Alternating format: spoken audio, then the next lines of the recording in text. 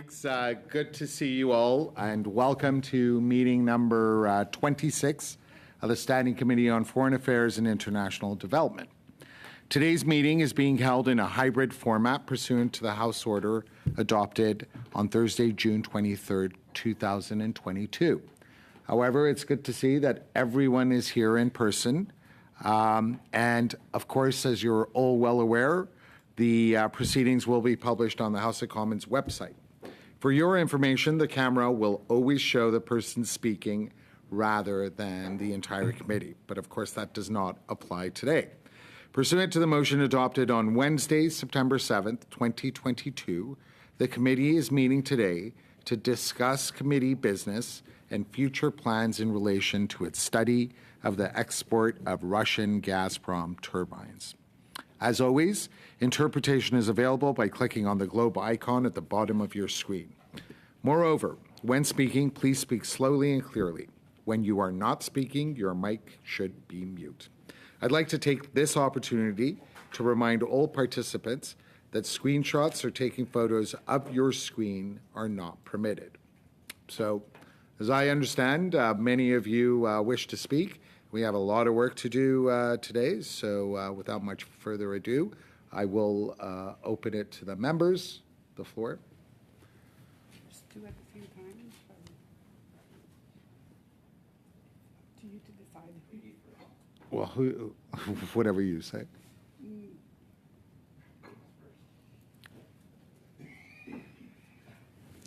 Thank you. So, so far, we have three people. The speaking order is as follows. Ms. Bendayan, Mr. Janis, and Mr. Zuberi. Ms. Bendayan, the floor is yours. Merci beaucoup, Monsieur. Thank you, and hello to everyone. Que j'ai circulé la semaine dernière.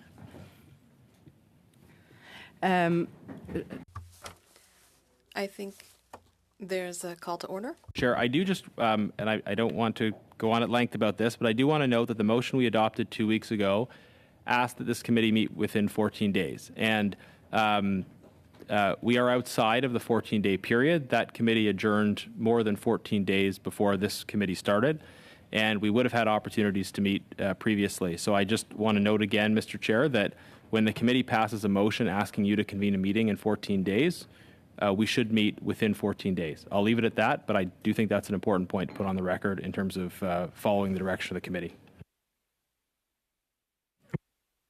Thank you for that, Mr. Janis. Yes, you're absolutely correct. We should always endeavor to follow the time stipulations that are made in motions. But as you're well aware, there were some intervening factors that did complicate that. But we truly did try to get together at the first available opportunity. Yes, Ms. Bendayan. Merci, Monsieur le Président. Thank you. I would like to introduce the motion that I sent on September 14th.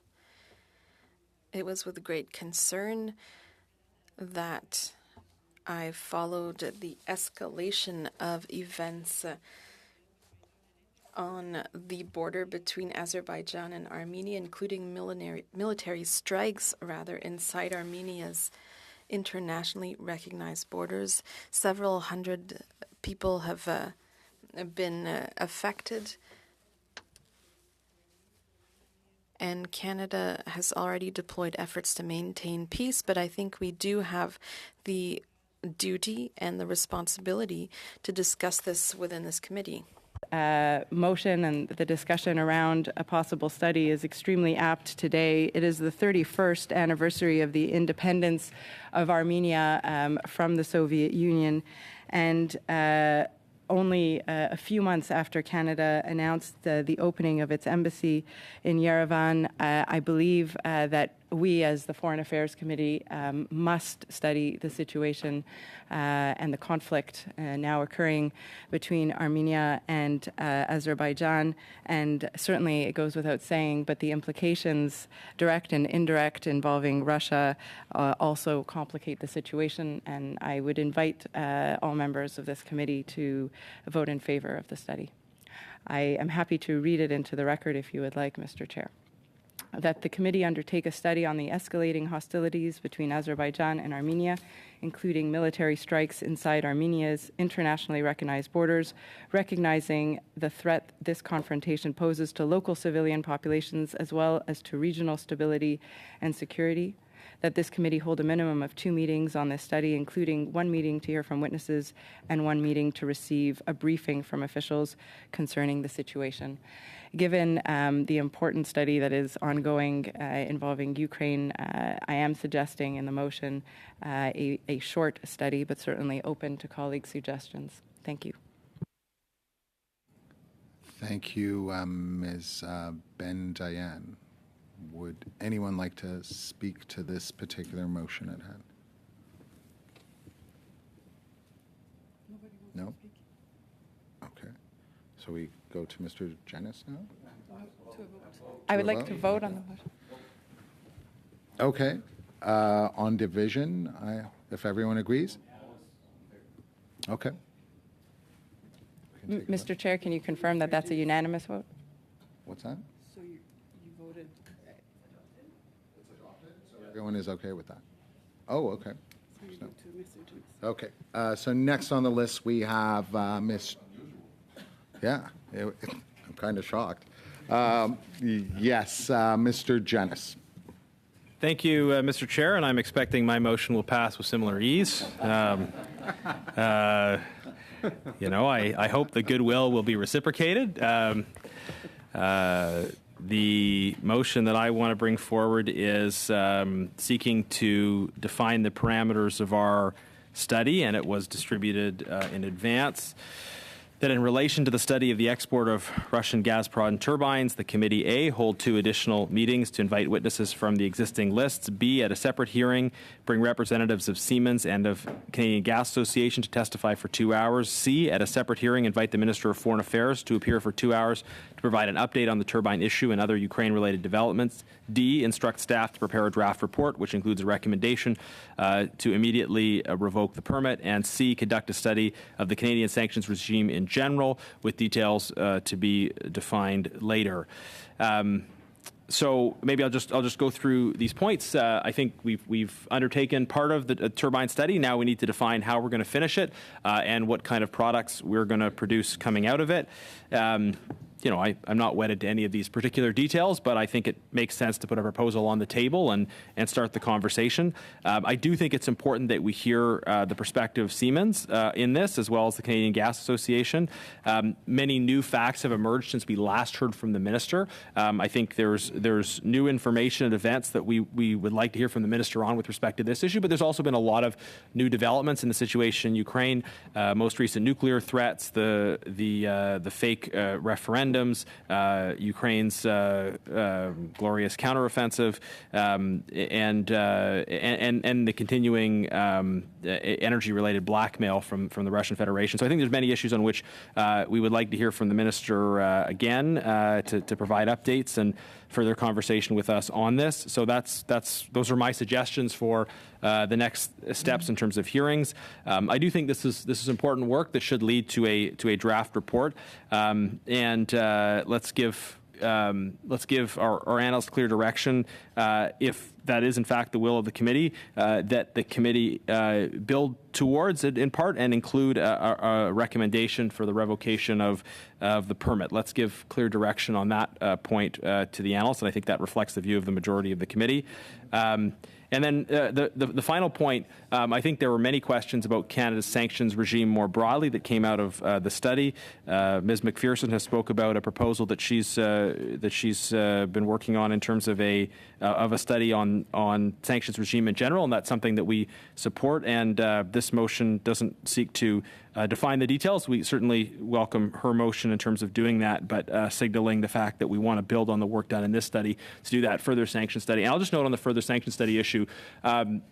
We are required at some point to do the statutory review of Magnitsky sanctions. It's been not quite, but almost 5 years. So doing that statutory review of the Magnitsky Act would be something worthwhile to incorporate in our broader look at the effectiveness of our sanctions regime. So this is a proposal on how to continue and bring to completion the turbine study. I think it's a good proposal, but let's put it on the table and see what people want to do and make amendments, and then give clear direction to our chair about going forward. Thanks. Thank you, Mr. Jennis. Ms. McPherson, did you want to speak to this particular motion? No, I was going to. No, you were just going on the general later list. on, Okay. yes. I wasn't too certain. Ms. Bendayan. No, Mr. Bergeron was first. Yep. Monsieur Bergeron, I understand you want to speak to Mr. Janis's motion. Alors, Monsieur le Président. First of all, about Mr. Januis's motion, it's important to note that one of the potential witnesses that we suggested was Mr. Siciliano, who is a CEO of Siemens Canada. Mr. Desjardins Siciliano declined our invitation. Over the last few days, I was wondering if we should have them come here anyway, or if we should go a different route. And so I have to admit that personally, I feel that we've heard a certain number of things that could allow us to come to a conclusion. And this conclusion makes Mr. Januis's motion make sense. And that's why I wonder if it's worth hearing from witnesses if we've already drawn conclusions. So if the recommendation of this committee was to the effect that the permit should be revoked, why continue the study and invite further witnesses? So I think it's worth asking whether this proposal makes sense. The ambassador from Germany raised that when she was here. It's clear now that they did not need the turbines in question, and therefore I think the permit should be revoked, quite simply, and that would put an end to this situation. And so if there's a consensus about that, then I don't really see the point in inviting other witnesses. However, as Mr. Januis said, mobilizing 500,000 reservists in Russia and the nuclear issues require us to take up our more general study on the conflict in Ukraine immediately. Unfortunately, that study was delayed because of parliamentary procedure. But I think it's important that we get back to work immediately on that study. So once again, unless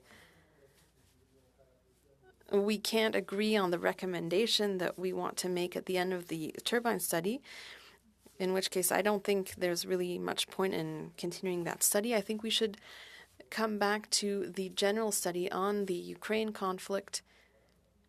And that's it, Mr. Speaker. And there are other proposals here. I'm maybe getting ahead of myself, but another motion by Mr. Januis could, I believe, be immediately adopted. I'm talking about the one on the so-called referendums in Russian-occupied parts of Ukraine. I think that we could proceed quickly, as long as there's consensus, of course, or at least something resembling consensus within the committee. For my part, further on, I would like to come back to motions that were adopted in the past, including one about Haiti. But you know, Mr. Speaker, the situation in Haiti has deteriorated these last few days. And I think that what we did probably is a little out of date. And it would be worth coming back to look at that once again. So, Mr. Speaker, I think we should come back to another motion that hasn't been enacted yet. And I do agree with Mr. Genuis that when this committee adopts a motion, the contents of the motion should be respected. I'm talking about the ambassador to Canada from the United States. We had decided on a course of action, but nothing was done. A lot has happened since then. And I think that the question is just as relevant today as it was back then. Thank you. Thank you very much, Mr. Bergeron. There are a number of different issues that you did touch on. First of all, the other motion by Mr. Janis has yet to be adopted, so we can't speak to that.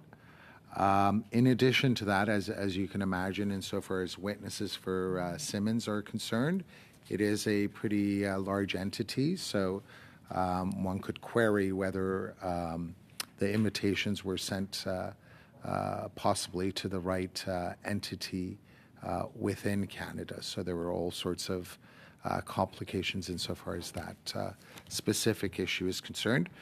But your point that we do have an ongoing study on Ukraine is well taken. That is an ongoing study that members may consider returning to. And of course, with respect to your motion on the issue of Haiti, that is something that you had tabled many, many months ago. And I have heard at least one member say that, in their opinion, it was a timely issue to revisit and examine. But we now go to Ms. Bentayan. Oui, j'aimerais renchérir sur. Thank you. I'd like to touch on my colleague, Mr. Bergeron's comments, because I understand their importance. We've already had 4 meetings about the turbine issue. That's a lot of meetings. And, you know, Ukraine is not discussing the turbine issue anymore. They are working on their counteroffensive. They need weapons. They need support in that regard. The situation has changed a lot. And as Mr. Genuis said this morning, we're hearing about 300,000 Russian troops that are going to be deployed. And within Ukraine, the situation is such that we should pay attention to what's happening. And so I think we should return to our study, our general study on Ukraine. I think it's terrible that we still haven't published a report, even though we've been working on the study for several months. We have to put some meat on the bone when it comes to the study. I would also tell my conservative colleagues that I respect their position. Clearly, they're against the decision that our government made. But we don't have to talk about that for another 4 meetings. If they want to voice their opposition in writing, they're welcome to do so. But it's time for our committee to actually tackle the issues that we are seeing around the world, not only in Ukraine, but also in Haiti, as we just heard, in Armenia, Azerbaijan. There's a lot of work to do, and I have the impression that this motion is just trying to play politics. I would like our colleagues to consider the option of returning to our general study about Ukraine and continue our work in that fashion. Thank you. Thank you very much, Ms. Bendayan. I would only add to that it could very well be, should the members decide, that we could also use a briefing, given some of the most recent developments that have been unfolding with respect to Russia. We now go to Mr. Sarai. I just wanted to echo Ms. Bendayan's comments. I think with regards to the Gazprom turbine issue, I think we still have some meetings left. I think we should table a report. We should flush some of the issues that Mr. Genuis has brought up in the remaining part of that study, as I think there's room to add those and refresh those, and we should get that report out rather than doing multiple studies. I think it can be incorporated into that and get into a timely manner. Thank you. Thank you very much, Mr. Sarai. Now we go to Mr. Genuis.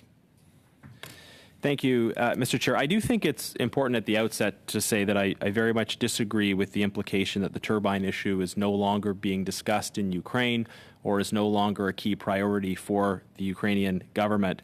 Of course, there's a great deal of concern about the partial mobilization announced. We should ask ourselves what's funding that mobilization. So much of the Russian economy, the Russian genocidal invasion is being economically sustained through Russian energy exports. So we have to follow the money here, and Ukrainians understand that. That's why we have sanctions in place. That's why we recognize the importance of defunding the Russian war machine as being a key part of supporting Ukraine. And this is very much a live issue. The Ukrainian ambassador here in Canada has repeatedly reiterated the government of Ukraine's position. This is an issue on which President Zelensky has spoken directly, publicly, repeatedly, and spoken to our Prime Minister about. So it's not as if Ukraine's government or people have forgotten about this issue. I think Mr. Bergeron made some very reasonable points, and I don't want to imply that this motion is sort of a must be this way or nothing. I would just encourage him to propose an amendment that reflects his suggested changes to this. I get the impression that some members don't want to see us report on the turbine issue specifically. I think it is very important, regardless of how many more hearings we have, that the committee report on this issue. We investigated an important public policy question. Now it's our job, or at whatever point we're finished those hearings, it's our job to answer that question. So, for me, I think for all of the members in the opposition, which constitute a majority of the committee, for us, it's clear that the permit should be revoked. So at the same time, I wanted to allow an opportunity for additional witnesses, but if someone wants to propose an amendment to strike point A and we want to go straight to that report, that's fine with me. I do think it's worth having the minister back, not just on the Gazprom issue, but on other issues to do with Ukraine. And I think we do want to hear from Siemens. We know that Siemens has lobbied the government. We don't know on what issues specifically. And I would be supportive of requiring Siemens to testify. I don't know that they have said they won't testify at all. They've just, their president has declined. So I think if nothing else, I would suggest that we keep the proposed conversations with Siemens, the Gas Association, and the Minister of Foreign Affairs, and that we proceed with the report. But if Mr. Bergeron thinks we've heard from enough witnesses and wants to propose removing Section A, I don't have a problem with that. I think we can certainly do that as in the pursuit of consensus. Thanks. Thank you very much, Mr. Genuis. We now go to Ms. McPherson. Thank you, Mr. Chair. And I think maybe there is a solution for this, because I know everybody in this committee does want to continue the work that we are doing with regards to Ukraine. And there is when we talk about studying Ukraine, that is a very, very big topic that we are perhaps too big for to just call it a study on Ukraine. I'm wondering maybe what we could do is look at the motion that Mr. Genius has brought forward and say perhaps one more meeting that would include testimony from some of the witnesses he's recommending, that perhaps a report could be issued, not a report that includes a recommendation to revoke the permit, but rather a larger report that illustrated some of the findings we've found from testimony throughout our study on Ukraine, because as Ms. Ben-Dayan has mentioned, we have not had a report. So perhaps it could be a larger report, which also includes the findings from our testimony on the turbines and the waiver. And then I think that it would be very useful to include in our study on Ukraine, perhaps some of those areas that we think are most pressing. So in Mr. Genius's motion, he does mention the sanctions regime. I know I've read into the record my May motion for us to look closer at the sanctions regime. I think that would be part of it, to be able to look at some of the things that are changing right now, the threats, the nuclear threats we're seeing out of Russia, the increase in troops, all of these things that are so important. So I think there is a way for us to go forward where we meet the needs of all members of the committee to continue to focus and continue to put the needs of our committee to study all aspects of what's happening in Ukraine. What I would suggest is that instead of a draft report which includes a recommendation to immediately revoke the permit, I would say instruct staff to prepare a draft report which cover, I don't know the wording, I'm not very good at this, but you guys can manage it, our analysts are much better. A draft report which would, the findings of all testimony we've heard, including with regards to the waiver, the sanctions waiver, and not have that quite so specific.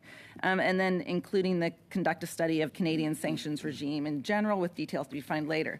The other piece I want to just highlight on that too is that perhaps we should add into here that the desire for the committee to travel. We did talk about the idea of being able to go to Ukraine. We know that the UCC has asked that this committee do go to Ukraine.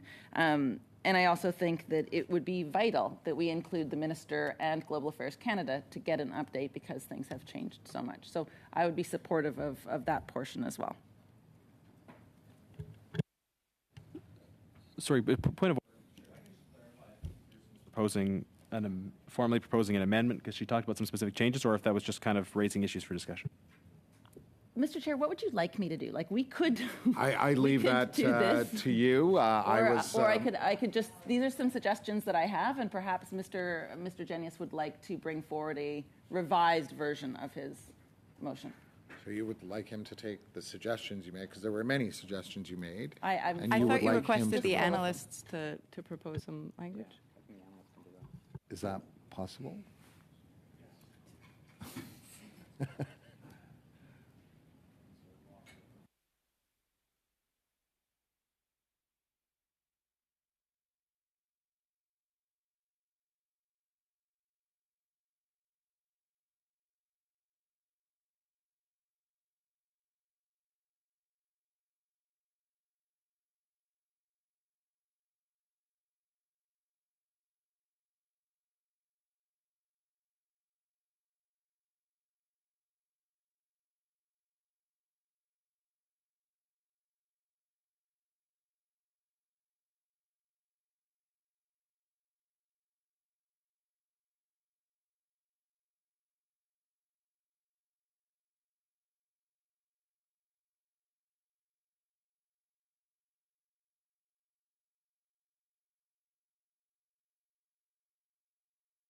So just to clarify, Ms. McPherson, so you're coming up with a friendly amendment, and you would like the drafting to be done by the analysts?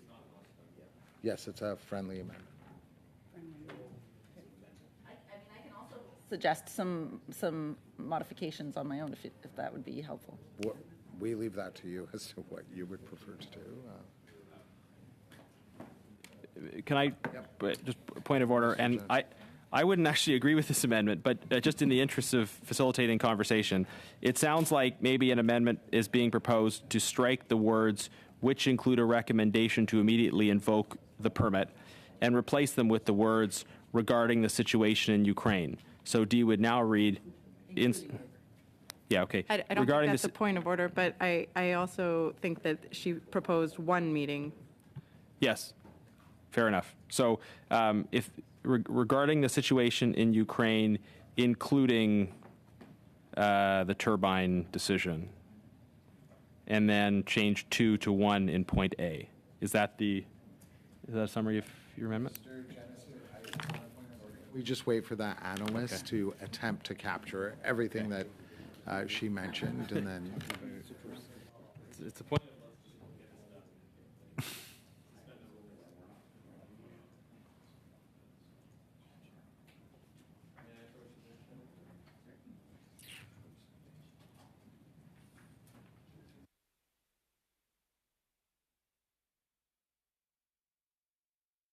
the analyst to.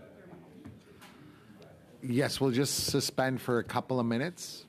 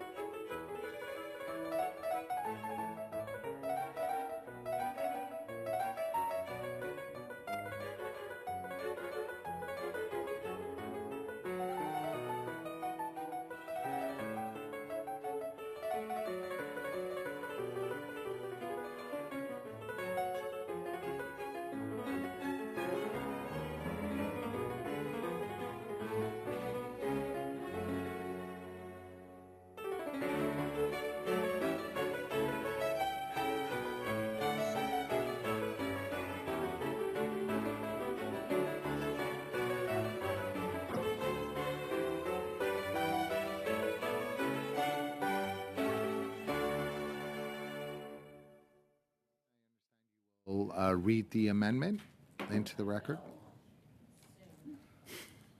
Oh, still working on it. I'm just waiting to get the final copy of it. Oh, apologies. I don't want to make the wording wrong. But you can start to explain it. Well, there you go. I certainly could. And perhaps while I am waiting for the the final wording to come through, I could just talk a little bit about if we are going forward, as I think we all know we need to with regards to the Ukraine study. I was quite happy with the way that we did it in the last session, where we knew we had days, a certain number of days allocated for it, but that there was some flexibility from the committee on when we did those studies, because I think what we don't need in this Foreign Affairs Committee is to have a study that is complete at one point, and that we say that this is done. I think it's very important that this committee makes sure that Ukraine is constantly on our radar and that we are constantly aware of what is happening there. That is one of the key roles of this committee, and something I think that we did well in the last committee towards the beginning and middle, not so much in the end, and something that I would like to see us be able to continue forward with. But I digress. Let me read my amendment, please. So what I would suggest for the for this particular amendment is, and I'll just read it out, that in relation to the study of the export of Russian Gazprom turbines, the committee hold one additional meeting to invite witnesses from the existing lists. B, at a separate hearing, bring representatives of Simons and Canadian Gas Association to testify for 2 hours. C, at a separate hearing, invite the Minister of Foreign Affairs to appear for 2 hours to provide an update on the turbine issue and other Ukraine-related developments. D, instruct staff to prepare a draft report on the committee study on Ukraine, including the sanctions waiver. And E, conduct a study of the Canadian sanctions regime in general, with details to be defined later.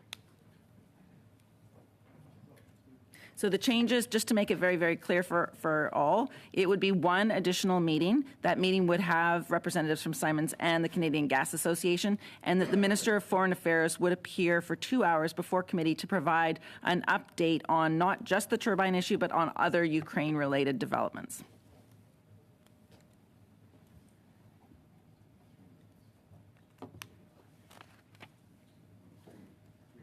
You expect Can her I to just- stay with us for 2 hours?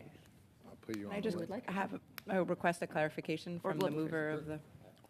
So there would effectively be one meeting with witnesses on the turbine issue, a second meeting of just the minister on Ukraine generally, and I'm not sure I understand sub E. Is that a meeting or is that a future study? My intention would be that. Sorry, Michael, would you like to go, Mr.? The amendment as moved by Madame McPherson is clear. There would be 3 additional meetings, the first of which would be witnesses from the existing list, the second of which would be to hear from Siemens and the Canadian Gas Association, the third of which would be to hear from the Minister of Foreign Affairs. That is the amendment that Madame McPherson has just read. I think Ms. McPherson can speak for herself. A separate hearing bringing representatives of Siemens and Canada Gas Association, would that be one meeting or 2? I think what we could do is this is actually saying that we will have the 3 meetings, and I think that's fine. If there's an amendment and someone wants to make that be the first hour and the second hour, I think we can be smart and strategic about it and think about it. But that's what we have here is what we've come up with.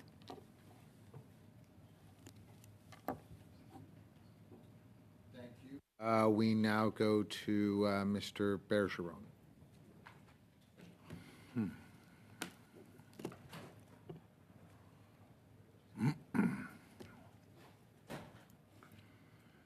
J'avoue, Monsieur le Président, que I have to admit that I'm not really sure what to think. I almost feel like we're left with one additional meeting compared to what was being proposed. before, even though the goal here is to come back as quickly as possible to our general study of Ukraine. I'd like to remind everyone that there is a mobilization of additional troops in Russia. There's a nuclear issue, and though I do recognize that the turbine issue is important, I do feel like we're concentrating on that a lot. And as I said earlier, it might be unnecessary to invite additional witnesses if we can just agree to recommend that the government suspend the permit. If we are able to agree together that we should revoke the permit, then there's not much use in continuing to invite different witnesses to discuss the issue of turbines. And so I'll come back to what I said at the beginning. I asked a question informally to our friends from the government, and maybe by the end of the meeting they could provide an answer to my question, because I, of course, wouldn't want us to disagree, but I just want to reiterate that it seems clear to me that even if we repaired 5 turbines over the next 2 years, Russia will not be sending extra gas to Germany. And so we're going to be the butt of the joke with this issue of the permit. I'm aware that the government had to make a very difficult and uncomfortable decision in this file. But having said that, even the German ambassador said that it may no longer be truly relevant to maintain that authorization because Putin's bad faith has been made clear to the whole world, especially given the announcements this morning. And so I wonder if our Liberal colleagues are open to us making this proposal to the government, and the government can do what it wants with our suggestion. But personally, I don't see that it's relevant or useful for us to pursue this study on turbines. I think we should move to much more urgent issues. For example, Ms. Bendayen mentioned that Ukraine has led a counter-offensive attack and they need help. They need weapons. And it's taking us far too long to respond to Ukrainian authorities' demands. I read a very interesting article on CBC. Ukraine presses Canada to send more weapons as its forces push east. So in the article, it states that Canada is very slow to respond to the demands of Ukrainians. That seems like a priority to me. The issue of sanctions seems to me like a priority. And so if we can agree to ask the government to suspend the permits for turbines, then for heaven's sake, let's stop wasting our precious time discussing this turbine issue and let's focus on issues that are absolutely vital and strategic. Ukraine is mercilessly fighting to protect its territory, so let's help them. Let's not waste our time while people are discussing whether angels dance on the pins of a needle. Mr. Bergeron, certainly appreciate your frustration. We now go to Mr. Abel-Taif. Well, thank you, Chair. I think just want to make a point here on the on Mr. Bergeron's. definitely I know that he's talking about the ongoing process of studies that we're doing on Ukraine. We know this is going to be going for a long time. And that's very important for us to keep taking care on or taking studies on this topic. What I think the intention of Mr. Janis' motion is to be able to finish what we invested of time and studies on the turbines issue. And that meeting will be very crucial to be able to wrap up this whole study in a proper way and at least present a meaningful report out of it. And that's why this is very important. I mean, we're investing the time that we have in hand is still there, and we can put more of upcoming meetings on the Ukraine issue that is continue to develop in different ways. And we know that we have a duty to serve on this topic and to be able to continue to monitor being, an ally and support of Ukraine government and people. But I believe and I hope that we can all agree that this motion will definitely serve the purpose of making the report a meaningful one, since we already invested time on it. And I hope that everyone can understand that and we can just all agree on it and move forward. Thank you. Thank you, Mr. Abeltape. We now go to Mr. Sidhu. Thank you, Mr. Chair. And I'm a little confused here. And so, Mr. Bergeron, you're absolutely right in terms of, focusing on recent developments, the nuclear threat, sanctions, and so many other things that are going on in Ukraine that are more pressing at this time. And I agree with you that we need to focus on Ukraine and not just beat around the bush and try to score political points with each other. Ms. McPherson said that one meeting, from what my understanding was, but that one meeting now went to 3 meetings, and so I'm a bit confused again. Going back to what Mr. Bergeron said, Haiti's pressing. Things that are going on in Pakistan, in Tigray, in Armenia. There are so many pressing issues around the world that we need to get to, and we can focus on scoring political points, but we should also be focused on human lives that matter right now in Ukraine. And so I don't agree with the 3 meetings on the turbine issue, as Mr. Bergeron said. I believe that we need to stay focused on the broader Ukraine context, focus on the nuclear threat and sanctions. Thank you. Thank you, Mr. Sidhu. We now go to Mr. Janis. Thank you, Mr. Chair. I think it's really important to underline again that the turbine issue is a question of sanctions. It's a question of whether we have a Swiss cheese sanctions regime where exceptions are made based on local calculations of economic interests, or whether we have a consistent sanctions regime. This is not an incidental issue. This is not angels dancing on the head of a pin. This is really, really important. It is the level and nature of our sanctions that determine the capacity of the Russian army to wage war.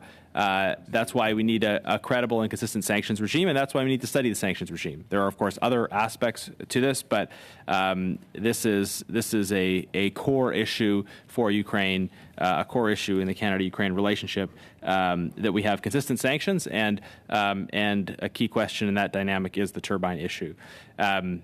So I think we have a few different things being said. I agree with Mr. Bergeron that in some way or another, this needs to be brought to a conclusion with a concrete recommendation.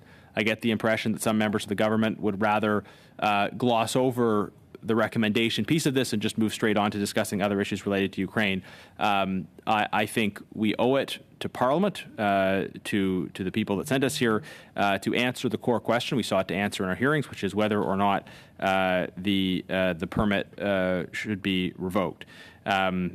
In terms of how many more meetings, I think, again, whatever other members want in terms of the number of additional meetings, but I think hearing from Siemens is important, and I think we want to hear from the minister again clearly, but that's about the situation in Ukraine more broadly, and I hope we're able to draft a report which, according to Ms. McPherson's amendment, would cover the broader situation, not just the turbine issue.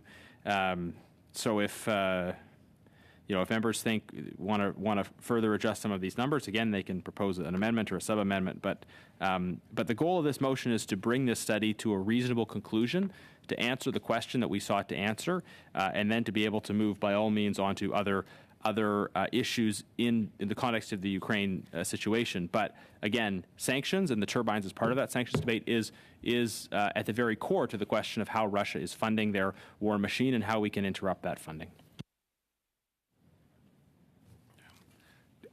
No, sorry, I'm just putting you on the list, Mr. Chong.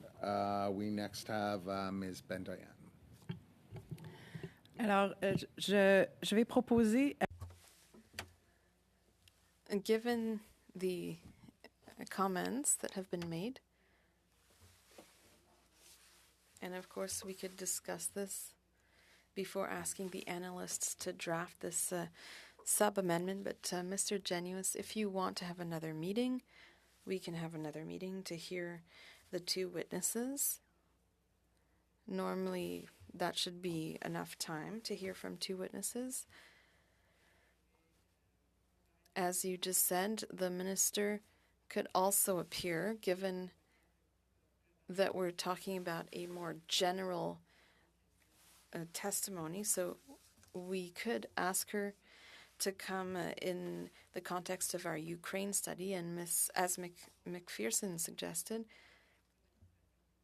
our report could be about Ukraine generally and include the turbine issue. And as my colleague Mr. Bergeron said, I think it's completely appropriate for our committee to look at the issue of permits in the report. And so if everyone agrees, we could include that recommendation in the general report on Ukraine.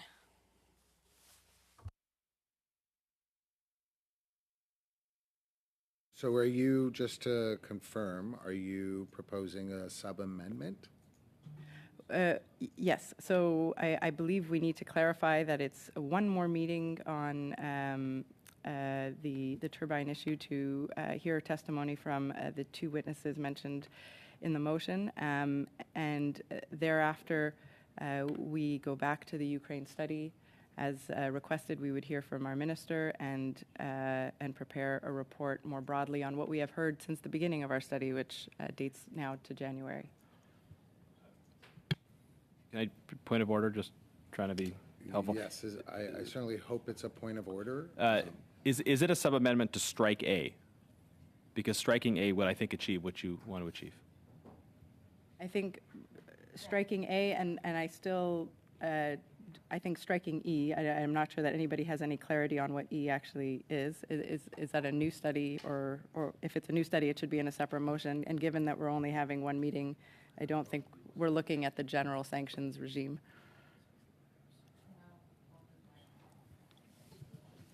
I also note in passing that the Senate is doing an exhaustive legislative review of sanctions in Canada. Point of order, Mr. Chair. I think you'd find unanimous consent for the following: to strike A and E and deem Ms. McPherson's amendment and the main motion adopted. Can I just have a reminder on what the amendment to sub D is?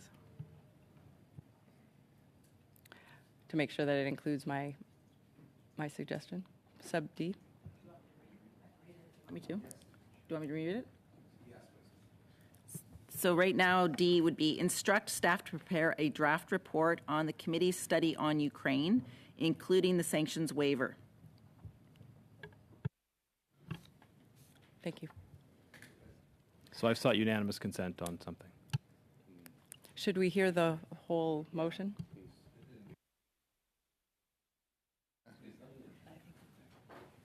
Clerk, could you kindly read the entire motion, sub-amendment? Yes. Mr. Bergeron. Sur la question des... On the issue of the permit, do we wish to be more explicit, or do we want to remain vague? Ms. Bendayan suggested that we could come back to Mr. Genuis's original wording. Are you open to coming back to that, or do you want to keep it vague? I think we could instruct the analysts. Normally, the recommendations are not included in a motion, but I hear what you're saying. Perhaps we could send you something more formally.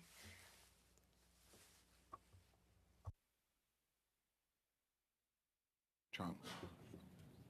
Yeah, I support what Madame Bendayan has suggested, as well as the sub-amendment and the amendment. And so I think we should just adopt it all. It would mean that we would have 2 more meetings related to the gas turbines, the first of which would be from Siemens and to hear from Siemens and the Canadian Gas Association, the second of which is to hear from the Minister of Foreign Affairs. And on general issues. I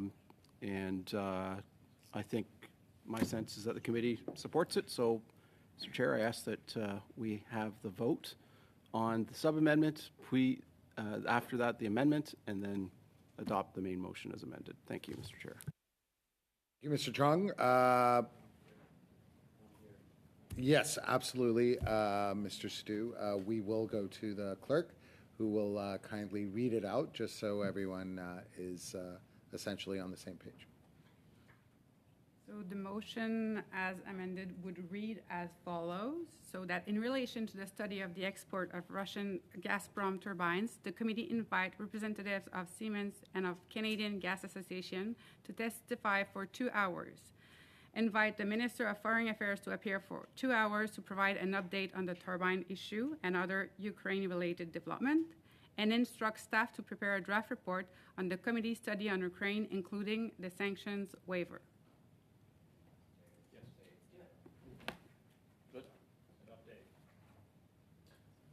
So that is the sub. Yes, Mr. Sidhu. It's my understanding the minister would be coming to speak, yes, on the turbine, but just on Ukraine and subject, yeah. Right. I believe that's reflected in She the mentioned turbines. I think turbine. It does mention turbines, but it does Okay. and other. Okay. Okay. Is there unanimous consent to the adoption of this sub-amendment? Yes. Okay. So now we go to the amendment. Is it? No, we're stunned? Okay, that's what Mr. Chong was suggesting? Okay. Yes, absolutely. Okay, so... Mr. James, but you had Yeah. Mr. Zuberi. Yes, correct. So now having dealt with that motion, we now go to Mr. Zuberi on the general list. Thank you, Mr. Chair. And I'd like to move a motion which was submitted, and I believe all committee members have it in both languages, concerning Pakistan and the flooding situation. As I'm sure everyone in this room is aware, 1/3 of the country is currently underwater, and 33 million people are impacted, an enormous amount when we think about the size of Canada and amount of people who are here. Thankfully, our government already has done a lot when it comes to supporting the people of Pakistan. We know Minister Sajjan was there for 5 days, along with a small delegation of MPs. We know that 25 million in humanitarian assistance was given immediately, along with 3 million matching funds and 20 million to fight polio, which is a waterborne disease. But it is completely appropriate that we at this committee study this issue, and that therefore I'd like to put forth the motion, or read it into the record and have a vote on it.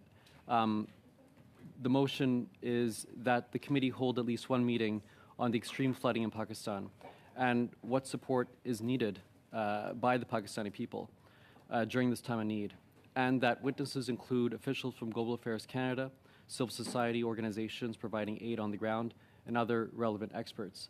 I was there personally in July in July on a personal trip, and I went up north, and before the floods were really in full force, I saw the impacts of the monsoon rains, with roadways covered, bridges felled, and this was before what we are knowing about now in terms of immense flooding. So putting that out there. Hoping we can get broad support on that. Thank you. Thank you, Mr. Zuberi. I now go to Mr. Jennis. Thank you, Mr. Chair. I think this is an important topic to discuss, and I do want to note in the description of the general issue, certainly, that one of the concerns we have raised, we support providing emergency humanitarian assistance to the people of Pakistan. We are concerned about the mechanism for the matching funding program. Repeatedly, we see with this government that matching programs have been put in place which only match contributions to a limited number of organizations, and that has the effect of excluding and making it harder to fundraise for many smaller local organizations that have that may have a significant presence on the ground. So we've supported providing emergency humanitarian assistance. We've also called on the government to address these problems and inequities in matching programs, and we've been consistent in raising this in the context of Ukraine, in the context of Lebanon, and other situations. So I think it's an important issue to study, and we'll certainly want to raise some of those questions and hear from stakeholders about the matching program. I want to propose an amendment that just stems from my belief that if we're going to do something, we should do it well, and we should have enough enough energy to it. So I'm proposing the following amendment, where it says 1, strike 1 and replace with 3, and add an S at the end of meeting. So it would say that the committee hold at least 3 meetings. In terms, and then further on down, during this time of need, that witnesses include Minister Sajan, officials from Global Affairs, etc., and then adding at the end, and that the committee report to the House on its findings.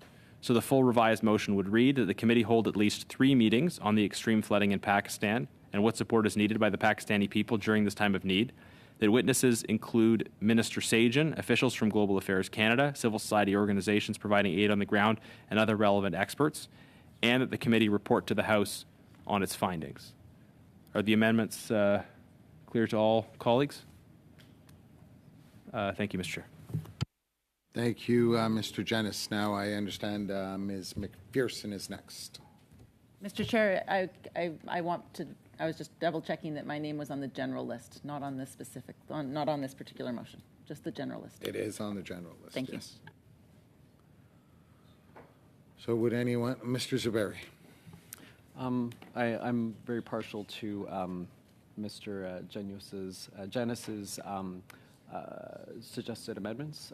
So I'd just like to put on the record, personally, I'm in favor of that.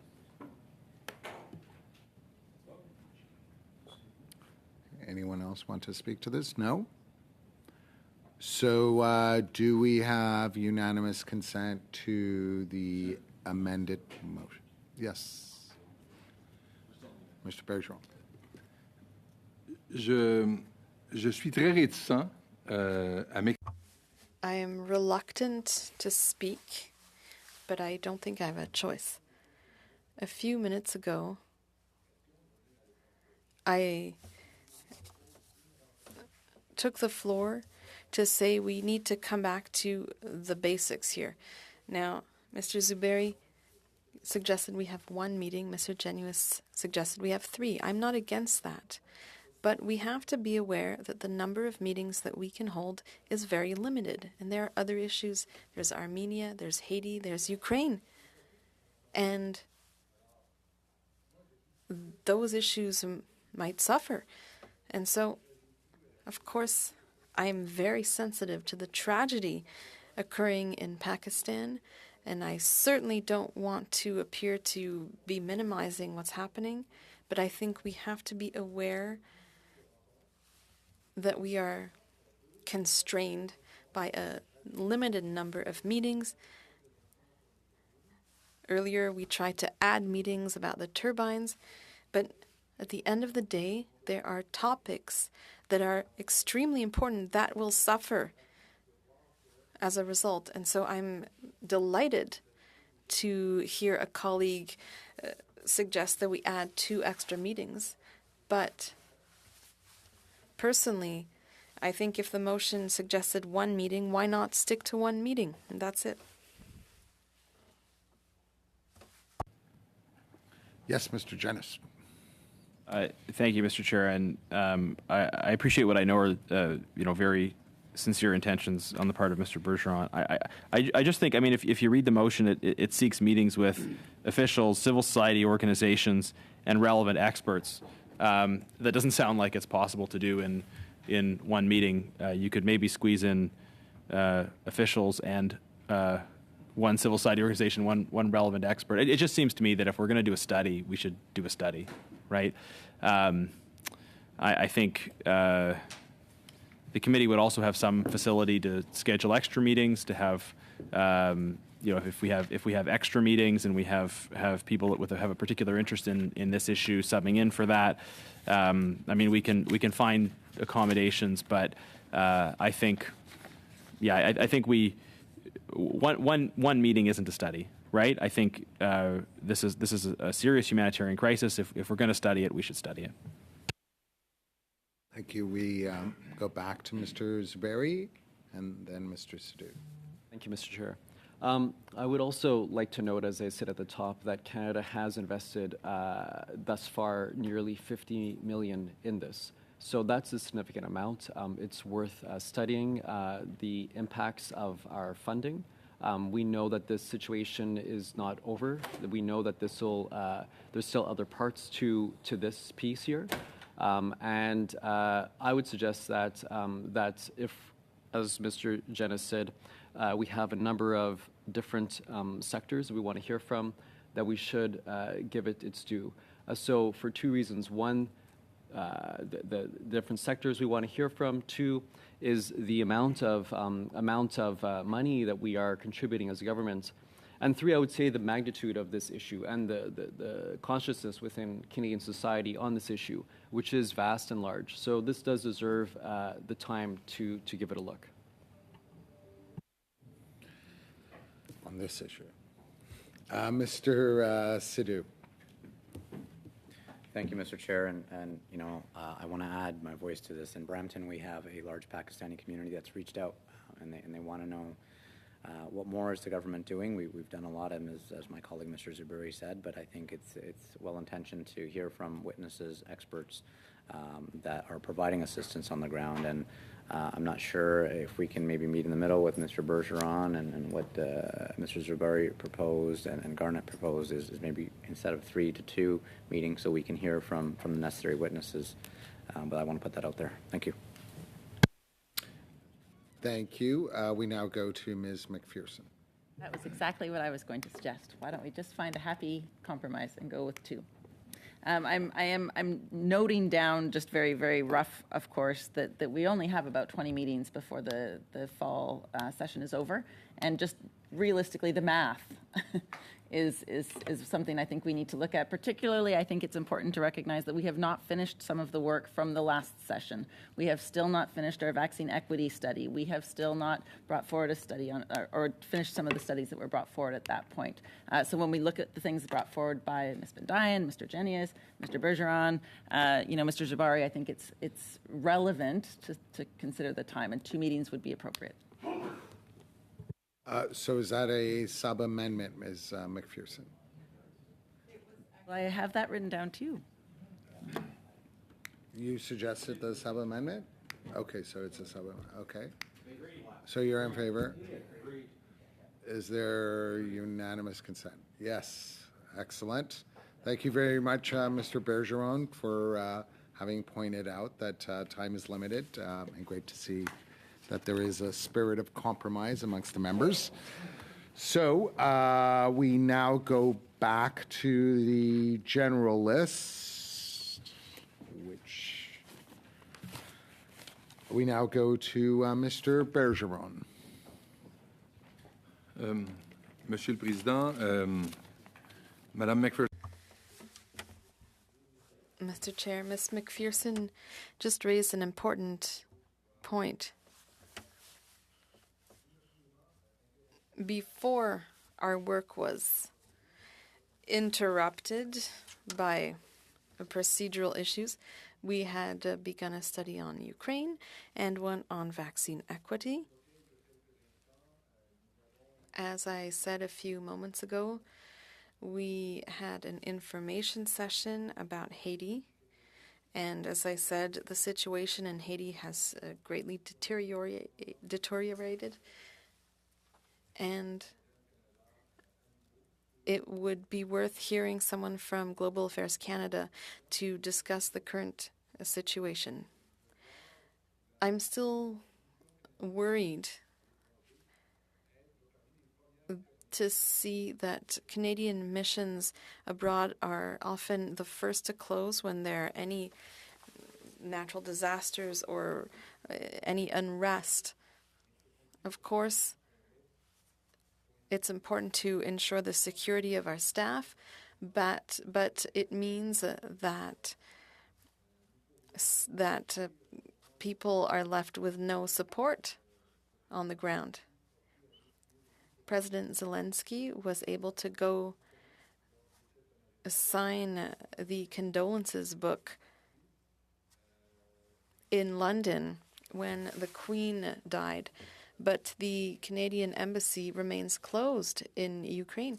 And the fact that the Canadian embassy was closed in Port-au-Prince is concerning. I understand that there are security issues at play, but not all foreign missions were closed. And so it seems like it's almost an instinct at Global Affairs Canada. As soon as something happens, they close the mission. I remember during the first few days of the pandemic, all of the embassies, all the missions rather, were closed in Spain, and hundreds, thousands of Canadians were left with no support. They had to call elsewhere for help. And we had an excellent discussion with the minister at the time, Minister Champagne, who had reopened the offices there. And so I disagree with the fact that we closed the offices in Port-au-Prince, and I would like officials to explain how that decision was made and what the situation is on the ground. It's very difficult for us to truly understand the reality on the ground based on excerpts in the media. But what we know is that there's a social crisis going on in a country that has gone through terrible circumstances. My friend talked about the big Pakistani community in Canada, and similarly, there's a big Haitian community here in Canada. And I think we need to provide our Haitian friends with the support that they deserve. This issue was raised several times, but during the pandemic, when countries such as Haiti needed support in terms of vaccination, for example. So I think a lot has happened since we last heard from GAC officials. We need to hear from them again, Mr. Chair, and once again, we still need to hear from the Canadian ambassador to the UN. Thank you. Mr. Bergeron, thank you very much for that. I had the opportunity to look at the log of notices we've previously received.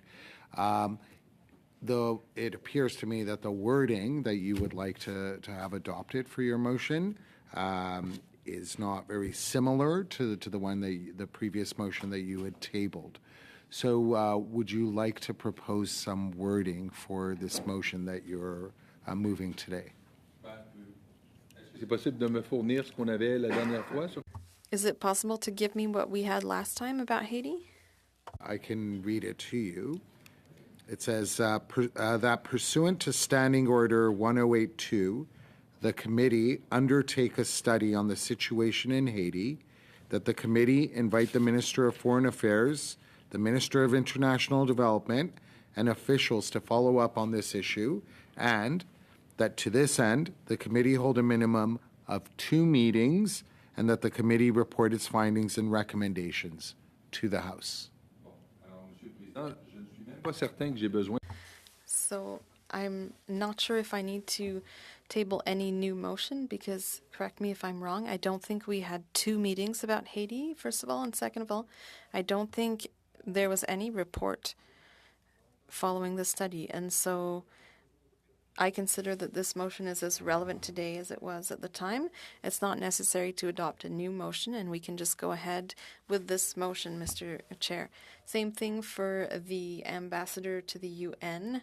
The motion was adopted, and we're now waiting for it to be a fact. Thank you. Sorry, what's the UN on?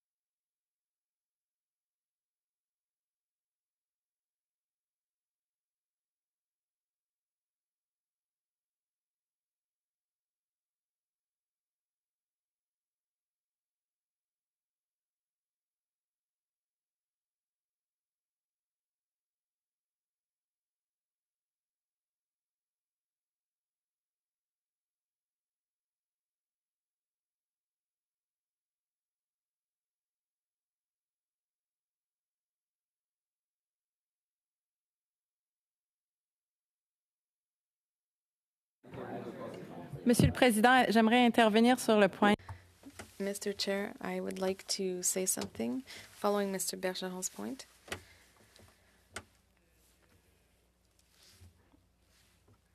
I think it's really important to talk about what's happening in Haiti. Mr. Bergeron is aware that I'm particularly interested in that. And even if we already had that motion, that old motion,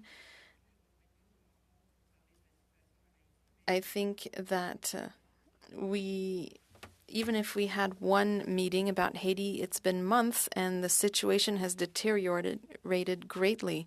And so I think that we should have another 2 meetings. We should take for granted that the previous meeting that we had was about other things, and it would be worth having 2 further meetings about Haiti. It might be worth inviting the ambassador to Haiti.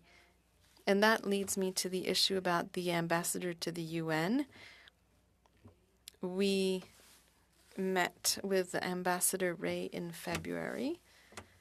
It was in the context of our Ukraine study, but I would be open to inviting him once again to our committee to discuss wider issues.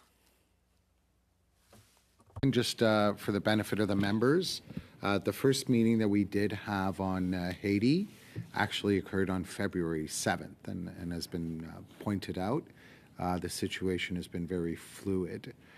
So that is the first one. With respect to the second issue that was raised by Mr. Bergeron, yes, that was adopted as well, your motion to bring our ambassador to the UN, and that was for 2-hour, correct? It was for one session, 2 hours.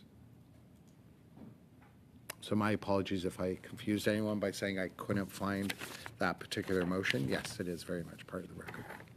Thank you, Mr. Bergeron. Did anyone want to speak? Mr. Chair, I was just going to suggest on this particular point, one way that committees have proceeded sometimes is that the chair comes forward with a prospective calendar for, say, the fall. So if we want to talk about, because we have got Ukraine, Armenia, Pakistan, Haiti, the UN ambassador, why doesn't the analyst and our with other you motions from take last that session. back and prepare a prospective calendar, and if there's anything controversial in it, then we might have to discuss it more. But hopefully, we can have a draft that that's reflective of the consensus of where the committee wants to go on these issues, and we can go from there. That's very sensible. So I think by next Monday, we could have that prepared. Thank you. Mr. Moretz. I just also wanted to mention that we have two bills that were referred to the committee that we need to review and report back to the House on. Yes, correct. And those two are... Is that your deadline?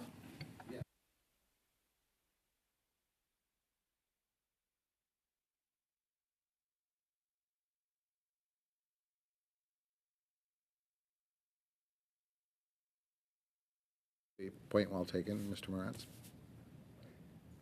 Mr. Chair, just along the same lines as Mr. Morantz, we also have to complete the studies that we began last session.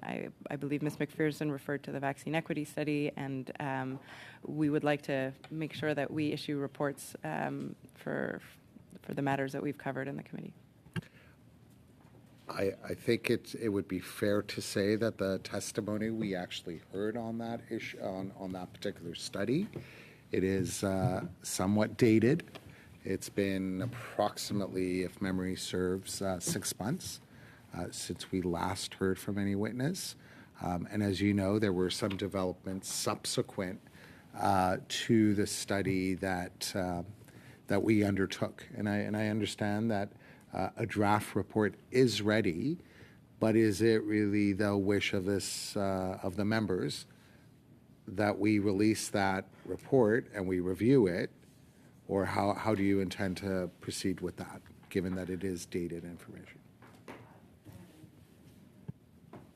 Ms. McPherson. Mr. Chair, I think it's vital that we actually have that report completed. And if it's necessary to do a meeting where we follow up on some of that, that's fine. But I do think one of the things that we are working with here is the potential for future pandemics and instructing the government on how to respond in the event of future pandemics. So I think to say that the work is dated and is no longer useful is not very helpful. I think it's very important that we do have that report brought forward. Thank you. I also think it's impossible for the members to make a decision on this without actually seeing the draft report. Was it distributed? I apologize, analyst. Thank you. And just a correction, it's been less than 5 months, I believe, since our last meeting on the vaccine. Spoke. It hasn't been 6 months. It's been 5 months. Yes, Mr. Jennings.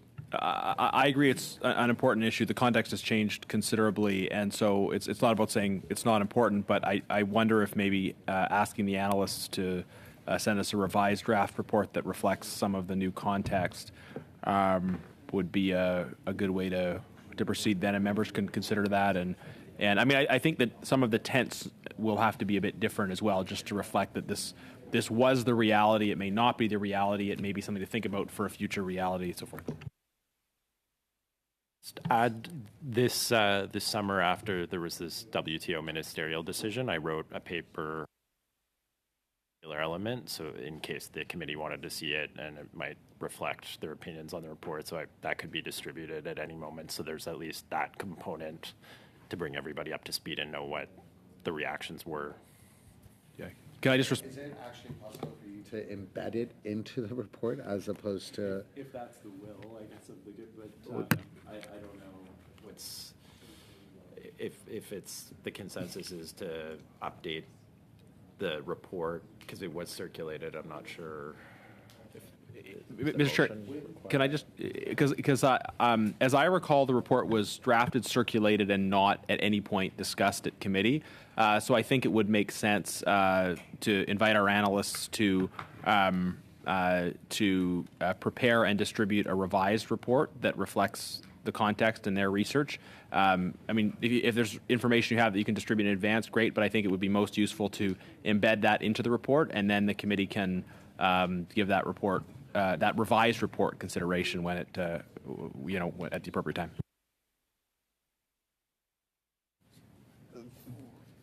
Is that possible? Yeah. Thank you. And just for the benefit of all the members, the report was distributed on May 30th, but as was pointed out by Mr. Jennis, it was never considered.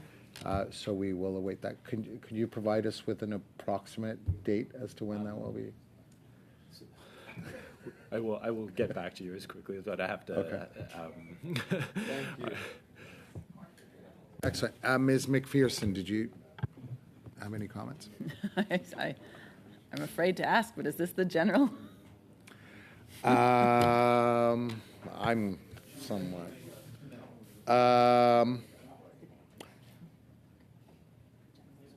Well, you're next on the general list, so are you going? I'm ready.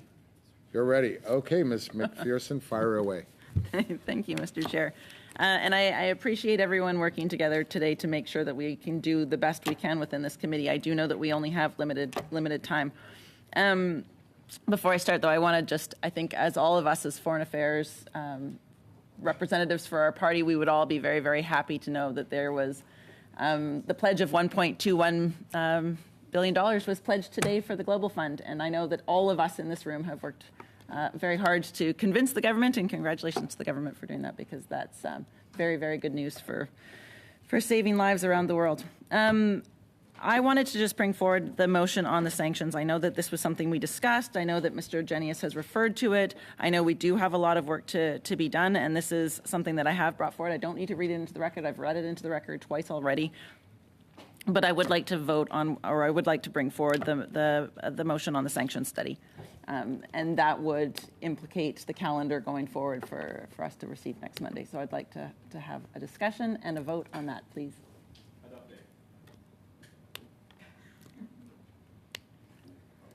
Want to put it to a vote? Yes, please.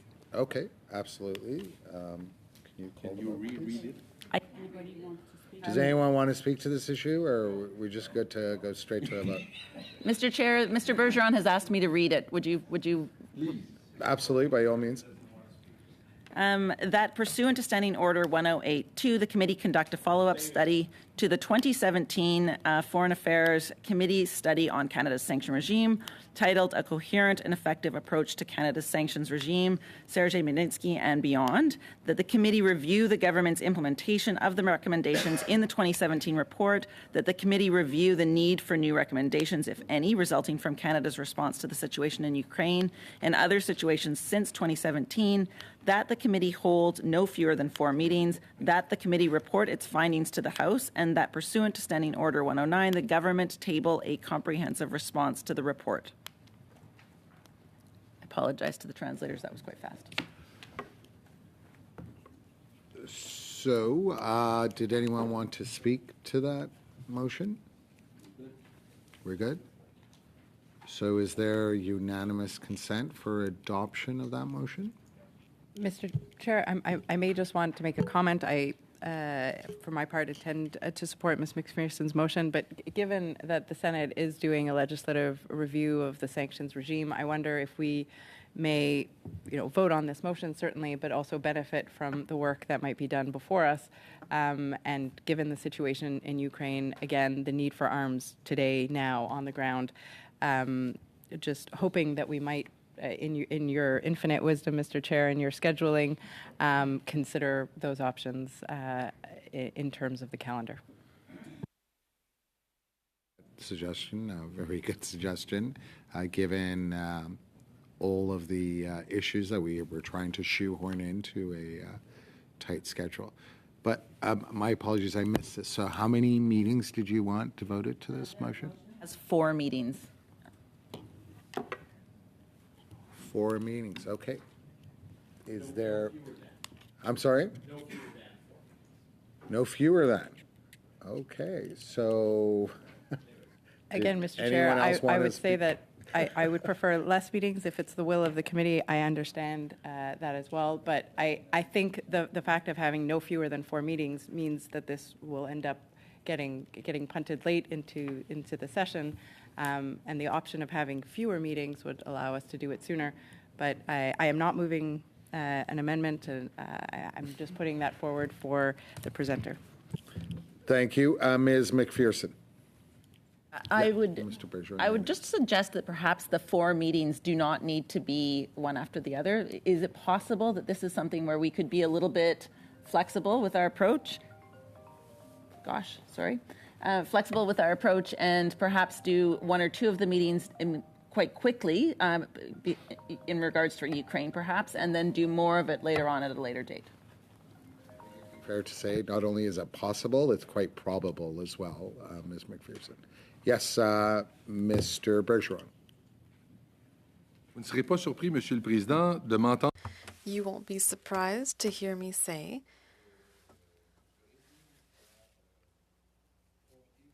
that I don't want to give responsibility for our committee and the House of Commons to that other unelected place. As to what Ms. Bendayan said, I think it is worth considering that there's already work being done on this issue. In the motion that was adopted a few minutes ago, we did mention something about sanctions, so I don't want to double our workload and add 4 meetings on sanctions. Now, I don't want to be a party pooper, but, you know, the more we add to our agenda, the less time there will be to discuss other issues that are extremely concerning. Chief among which is the Ukraine issue. And so I don't think it's a good idea to lose sight of the most important thing here, which is how can we help Ukrainians in concrete terms. Of course, sanctions are part of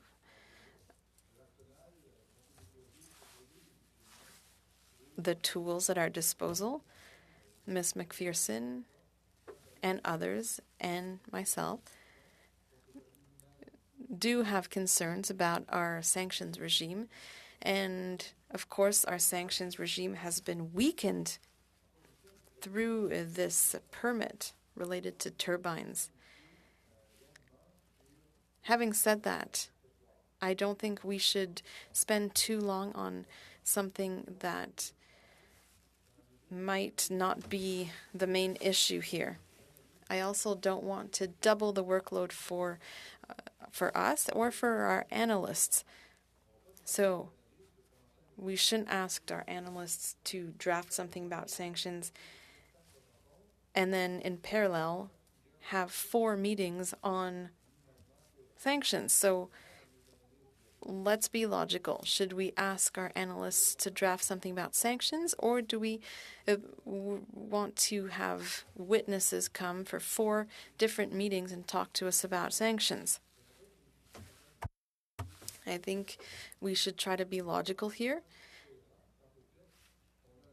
And I think it's important to remember that there's a limited number of meetings before Christmas. There's a long list of topics that interests all of us, but we won't be able to touch on all of them. Right now, we are performing autopsies on all of the motions, and we won't even have time to deal with other things. Last spring, we didn't have enough time to finish everything that we wanted to, and I'm afraid that we're heading in the same direction, simply because we're going to run out of time. Look what happened last spring. Let's not repeat those same mistakes and find ourselves next spring saying, well, everything we wanted to do last fall, we haven't been able to accomplish. So let's try to do this logically, please. Again, Mr. Bergeron, all those points are well taken. And I think Ms. McPherson also did recognize that this would be punted for some time, and she has accepted that the that the hearings would not be done consecutively.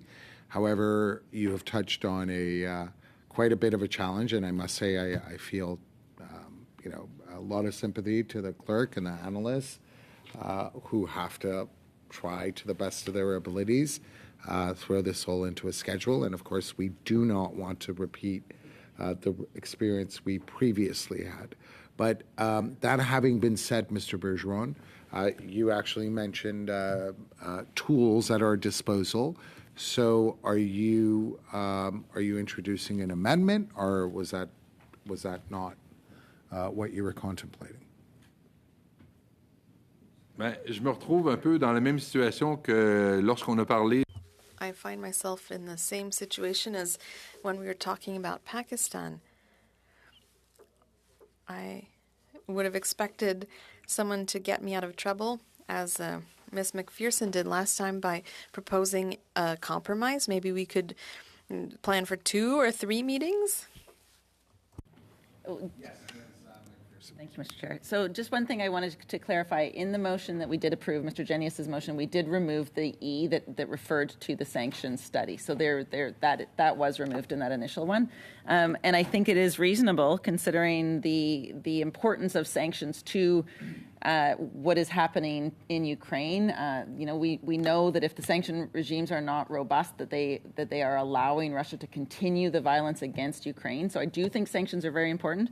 My recommendation would be that we do 1, perhaps 2 meetings before Christmas on sanctions, and we complete the study with looking at sanctions of other areas after the holiday break, and so that really we would only be looking at those 2 meetings now, and then we would postpone 2 meetings to a later date. So that would be a compromise that would allow.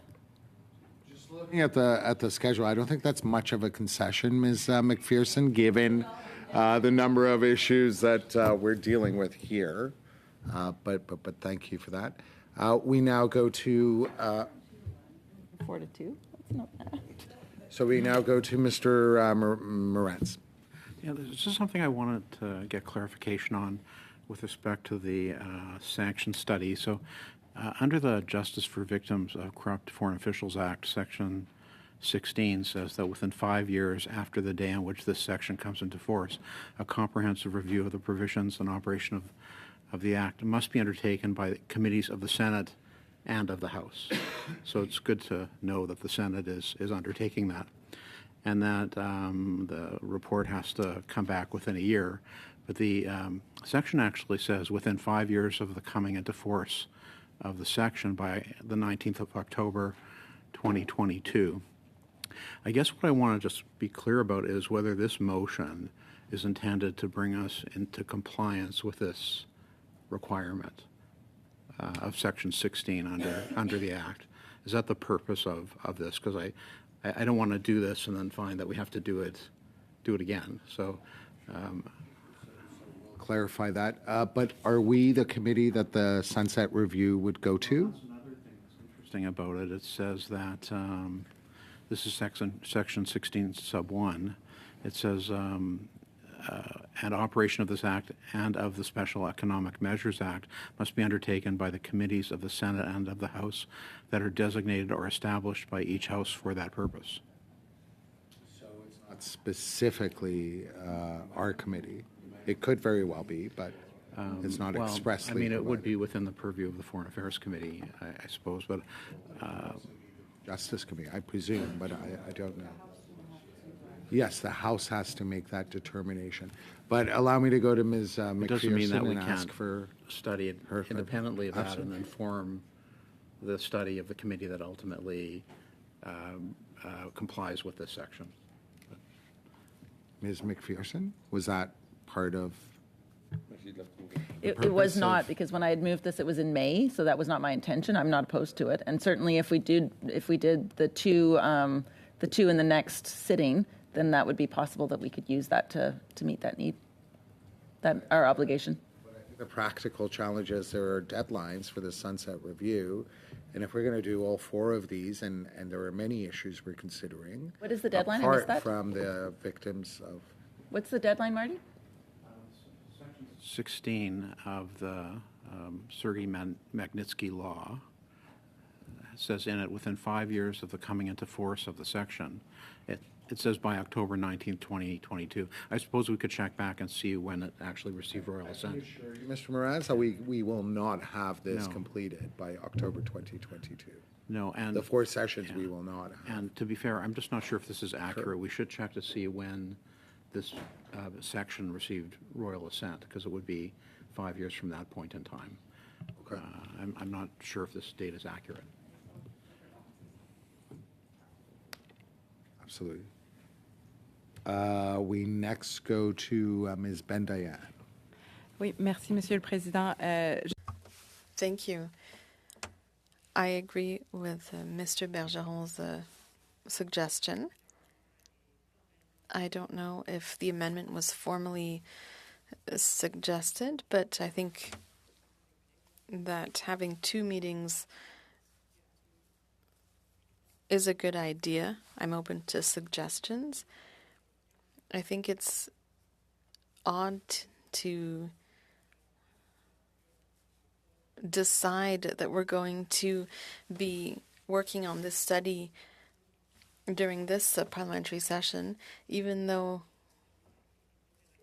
we may not deal with the conflict between Armenia and Azerbaijan. So, of course, it's always up to you to choose dates, and we could discuss this next week.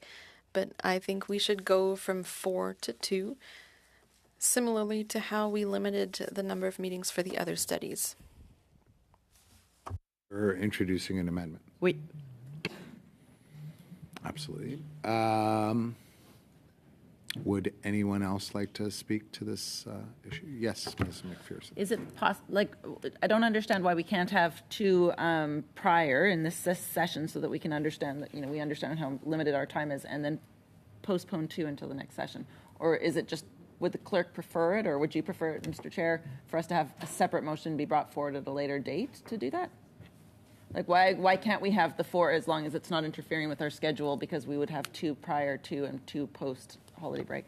I think the issue is that we didn't necessarily agree that we were going to be having any particular study prioritize this session. So why would we agree to this study being prioritized this session? I don't think I'm not saying that it needs to be prioritized so much as that it would have. I want to deprioritize all 4 meetings. All 4 meetings don't have to happen right away. I do think we want to have some of these meetings right away, but that's my perspective. The clerk will make the calendar. I just think it's a very, very big issue to try to fit into 2 meetings. And not all of it is urgent, not all of it is emerging. So I understand the need to put other more emergent issues ahead of that. But I do think it's important work that we are obligated to do. I'm certainly willing to acknowledge that this is important work that we should do. I'm just concerned that given that we have already agreed to including in our Ukrainian report aspects of sanctions, what is it that is urgent to be done in this particular session surrounding this study? Well, I think what we were talking, sorry, we're having a conversation with the chair, but I think what we're talking about in the report that in Garnett's, in Minister Genius's report is, in fact, the waiver, the waiver on the turbines. But there is a whole swath of other sanctions that are being imposed with regards to Russia, with regards to the conflict in Ukraine, that will not be part of the waiver, that are a completely separate set of our sanctions. I'd just like to advise all the members that we literally have only 7 more minutes remaining. We have been told that we have to vacate this room by 6:30. So on that particular issue, there is an amendment on the floor for 2 meetings. And there's Mr. McKay and then... Yes. Okay, we now go to Mr. McKay. I have a bit of a proprietary interest in Magnitsky sanctions, and I don't want an inadvertent lapse. So I'd like to get some clarification either from, because Mr. Morantz raised a specific date, and on that specific date, do the the ability to impose Magnitsky sanctions lapse, or is the committee under some specific legal obligation to proceed? Because a sunset clause means a sunset clause. And I'm not clear as to the implications of not proceeding with on the specified date, whether it is the date mentioned in the legislation or the date of coming into force by royal decree. So I think that's a point to be clarified. Before we go to Mr. Moratz, I can tell you that the analysts were good enough to guide me to say it's not a sunset clause, it's actually a review clause. Okay. But Okay, I defer well to then- Mr. Moratz. Thank you for making that point. No, it's not a sunset clause. There is a requirement, though, after 5 years from the act coming into force for some committees of Parliament and the House, unknown at this point, to conduct a review, and the section, you can look at it yourself, goes into some detail as to what should happen. I think it might be a good idea, though, for the I don't know if it would be appropriate to ask the analysts to do this, but to have a look at the legislation and come back and just let us know what the House needs to do, actually, with respect to this review, because it's an important review. And I don't think that any committee of the House or the House itself has taken it up yet. And I think we're either at the 5-year mark or very close to it. So I'm not sure if we have to have a motion to ask the analysts to do that, or if they would just do that. But Your take to provide an update to every member as to, first of all, what those requirements are, what the dates are, and also to inquire as to whether any decision has been made with respect to which committee this would be referred to. But yes, we'll undertake to do that by Monday? Yeah. Okay. Thank you, Mr. Moratz. First we have to go to Mr. Abel Taif. Or did you want to speak to this? No? Yes, Ms. Bent. Oui, j'avais une question pour les analystes. I had a question for the analysts. I'm not completely clear about the rules, but since the Senate is doing this work, is it possible for us in this committee to include testimony or conclusions from their work in our report here from the House, or are those two things really distinct? Thank you, Chair. I would have to defer to the clerk on the procedural aspect of that question. We can certainly summarize and report back to the committee on the activities of any other part of Parliament. Whether or not the actual testimony could be used, I would have to hear from the clerk on that. Just rephrase because I was talking to Mr. Assad. Yeah. Of course. I was asking if it's possible to incorporate in our own study and eventual report on this issue the testimony or the conclusions that the Senate legislative review might have before it. You would have to adopt a motion with that regard. I see. And to that end, could you also get back to us at the next meeting or whenever as to the dates of that Senate review, and so that we could see if it's even possible to incorporate some of those elements into our report? Sure. So that being the case, are you saying that your amendment is simply restricted to just having 2 sessions devoted to this, or?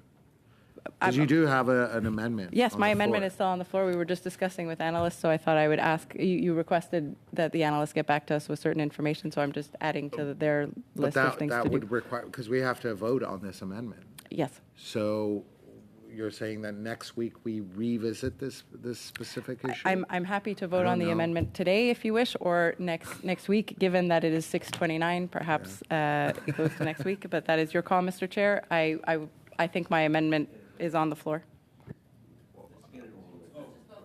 Yeah, everyone wants to vote on this, and the first voting on the amendment, that it be 2 sessions as opposed to the 4? No. Well, that's the amendment that's on the floor. What's that? Okay, let's take a vote on that. Madam Clerk? Yes.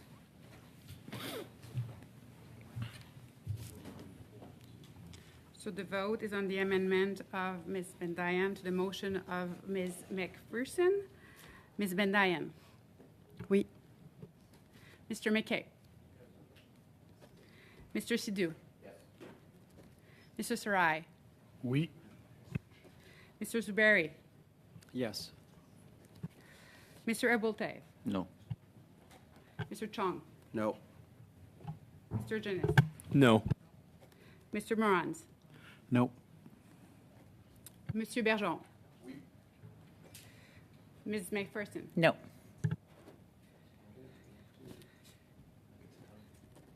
It's adopted.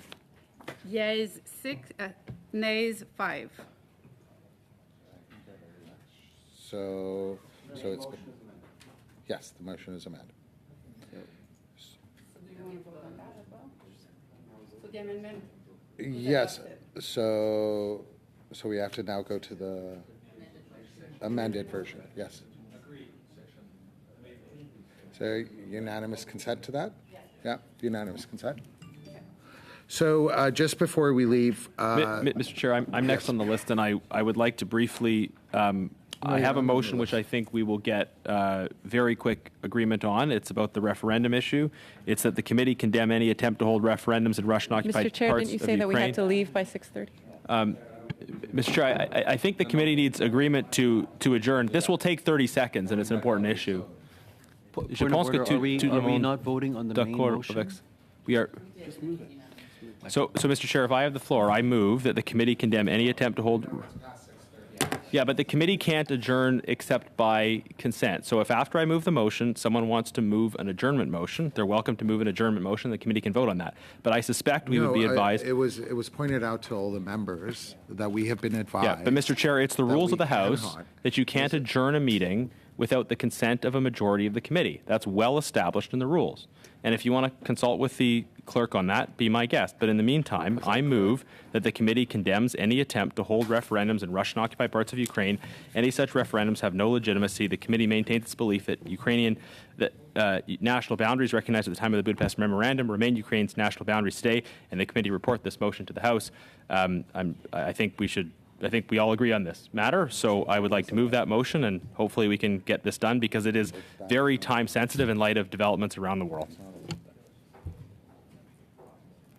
Sorry, 1 second.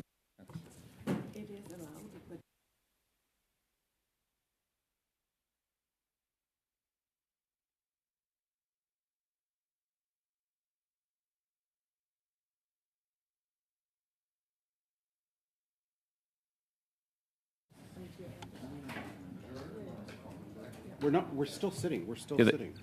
Public. What about this, you advise people, sir, we have to go this way. Yeah, we can have 5 minutes. Vote on him. On division.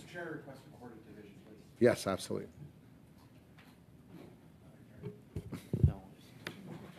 So the vote is on the motion moved by Garnett Janis. Ms. Bendayan. Oui. Mr. McKay. Mr. Sidhu. Mr. Sarai. Oui, yes. Mr. Zuberi. Yes. Mr. Abultaif. Yes. Mr. Chong. Yes. Mr. Janis. Yes. Mr. Morans. Yes. Mr. Bergeron, Monsieur Bergeron, pardon. Ms. McPherson. 11 yeas, adopted. Motion adopted. So since you said you Yes. have 5 minutes, if I could just take your time, just very minimal.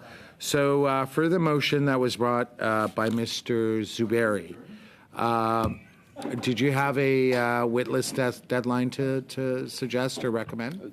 The sooner the better. It's very topical. The sooner the better puts us in a bit of a bind.